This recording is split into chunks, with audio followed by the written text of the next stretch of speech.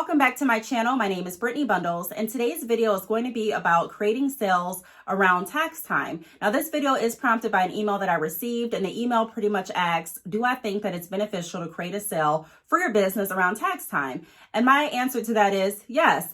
One of the perks about creating your own business is you don't really need approval or clearance from anyone to do what you want to do.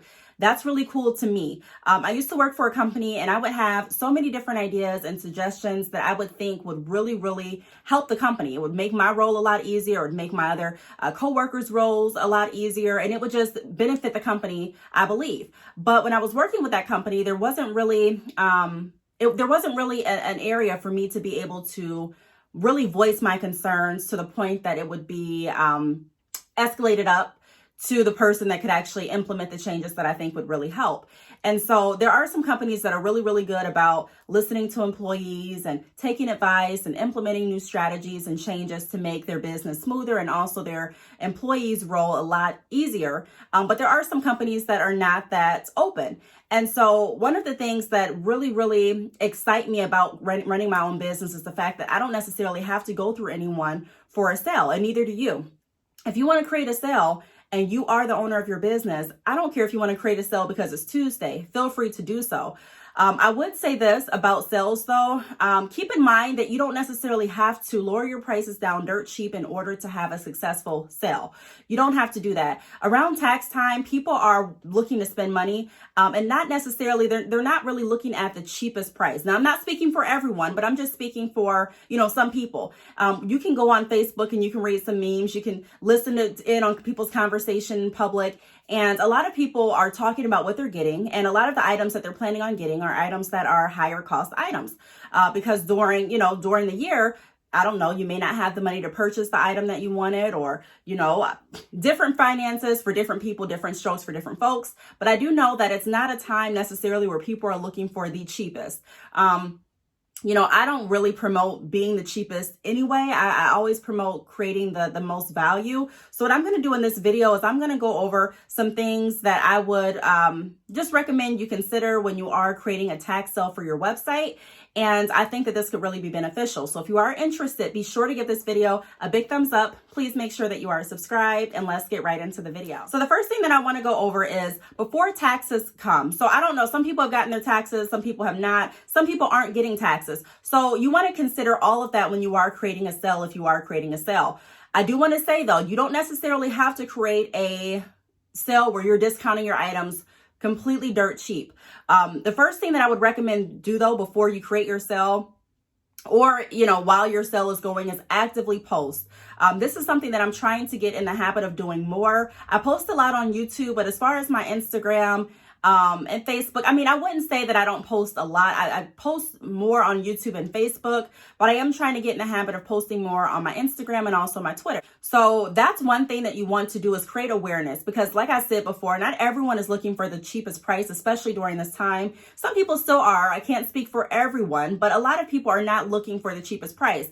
And you'll be amazed. A lot of people, even when it's not tax time, are not necessarily looking for the cheapest price. People are looking for a website that they can easily navigate. They're looking for a vendor that they can actually trust. They're looking for customer service that actually interacts and responds back. You'll be surprised how many people reach out and they're like, you're the first company that literally replied back to my emails. So before you are wanting to, or if you are considering creating a tax sale, I would definitely start posting. And you don't necessarily have to post tax sale, discounted items or anything like that, but just start posting your products. Post more awareness about the services that you're offering, or post more pictures or close-ups of the bundles that you are offering, or post short videos of the bundles in action. Just start posting. Now, when you post, you want to make sure, like I mentioned in a lot of videos, that the posts have a point behind them. So you don't just want to start posting just for the heck of posting, but you want to make sure that it actually has a goal. It has a goal behind it. You have a goal behind this picture that you're posting. Your goal is to get your customers to your website. Your goal is to let your customers know that you are going to be offering this sale. Your goal is to bring awareness to your brand, your name. Your goal is to generate traffic. You know what I mean? So those are some ideas behind posting. But number one, the first tip I wanted to go over, if you are planning on creating a sale, like I just mentioned, actively post. The second thing is create newsletters. So you don't want to get to for me, I'm just speaking personally. If I was in front of you and I was just giving you advice, I wouldn't advise to constantly send newsletters over and over and over again. I have people that have reached out to me and that have said, I've lost a lot of my email subscribers. People are unsubscribing. And I asked them, almost my first question is, how many times are you actually sending over your newsletters? And a lot of people say, I send newsletters like back to back to back. I send them almost every other day, or I've been sending them 3 times a day. You don't want to overdo it. There is a such thing as doing too much. And so if you're noticing that you're sending lots of newsletters and people are unsubscribing, you want to kind of hold off on that. So I wouldn't say just bombard your customers with information pertaining to your tax sale, but I would say be strategic in how you're sending out the newsletters. So kind of some of the things that we went over in our Black Friday preparation videos. I was going over different things that we could try to generate more traffic, and it actually worked for me. And I got feedback that it worked for a lot of people too, some of the tips that I was going over. If you do want more tips I know I was talking about Black Friday, but some of the advice that I gave can really pertain to any sale. Take a look at my business playlist, and those videos are there. But I do want to say that you do want to create newsletters. At least I'm doing that. I'm currently in the process of I'm extending my Valentine's Day sale. So I've sent out newsletters about that. If you haven't checked out my website, please do so below. I have the link always there. It's badchickhair.com. But I'm thinking of doing like a collaboration with the sales. So extending the Valentine's Day sale and also adding in another sale for, tax time. So I'm considering that. I just have to play around with some ideas and figure out what really is going to work best for me and my brand. But that's an idea that I'm thinking of. So create newsletters, but be strategic with it. I wouldn't send repeated newsletters over and over again, but I would maybe send a newsletter maybe tonight, and then a newsletter maybe on the weekend or on Friday, and things like that. So be strategic. Also, introduce new textures could be an idea. So if you don't necessarily want to offer a sale, you can still create an urgency with your website or a suspense factor with your business by saying, we're offering something new. So it can either be a new texture, or it could be new package deals or new bundle deals or new options on your website, whatever the case may be. Let that be another focus point. So even if you're offering, hey, I'm doing a tax sale, then still incorporate as much as you can as far as the benefits for your customers to go to the website and shop with you. So for example, for my business, I recently added 4 bundle deals, or bundle deals that include 4 bundles. So a lot of people have reached out and asked for that. So the fact that I'm offering that, I'm going to create, more excitement around that.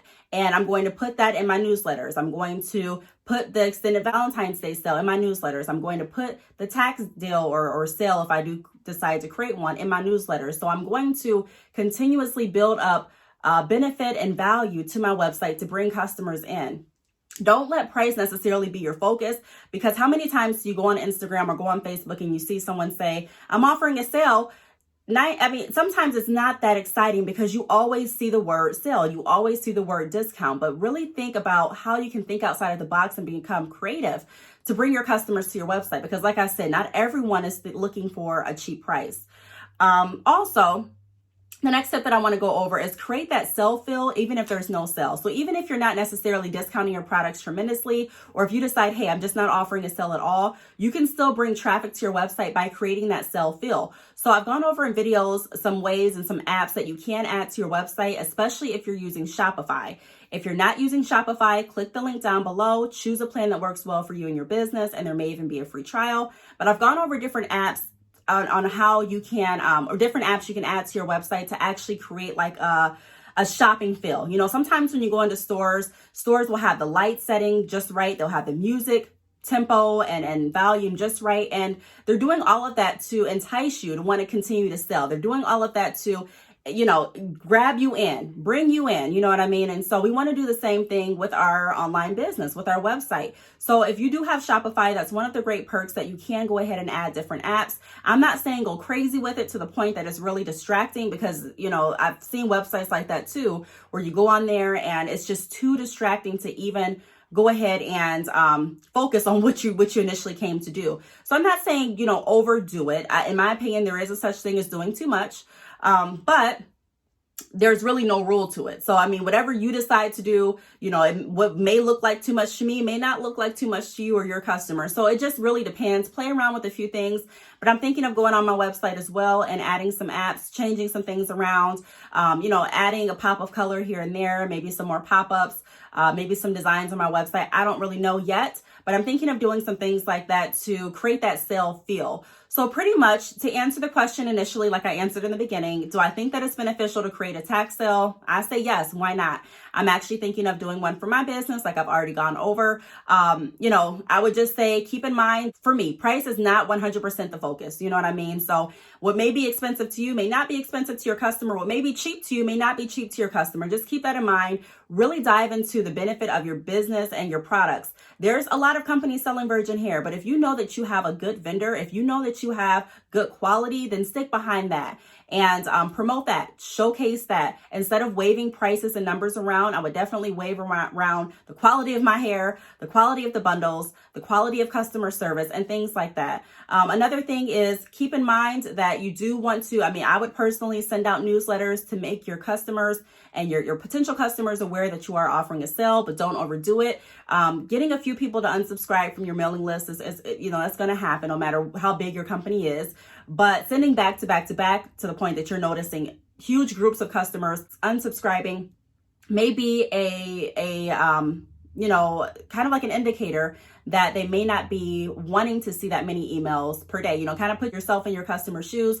What would you want to see? Would you want to see a company? I know your company's your baby, but if you're the customer, would you want to see a company constantly email you 5-6 times a day? You may unsubscribe too. So keep that in mind. Also, actively post, but don't post too much to the point that you are just, in my opinion, just flooding timelines and there's no point behind the post. You're just posting something just for the heck of posting. Make sure that your posts have a plan. You have a goal behind each picture that you post. Okay, my goal is to bring this many people back to my website. So I'm going to include something in the description that is going to entice people to actually go to my website. Or I'm going to include something in my picture that's going to encourage people to click here, or encourage people to find out more about this service, or, have a clear plan behind what you're posting. That's what I do. Everything that we're doing this year and forward is going to be for, we're going to have a purpose behind it. It's going to be intentful. We're going to have, an actual plan. So those are my tips there. I do think that it's going to be beneficial. We're going to go, I think I'm going to go ahead and try some things for the tax sale, and I'll come back to you and let you know how it worked for me. If you have any questions, feel free to leave them down below. Thanks so much for watching, and I will see you all in my next video. Bye.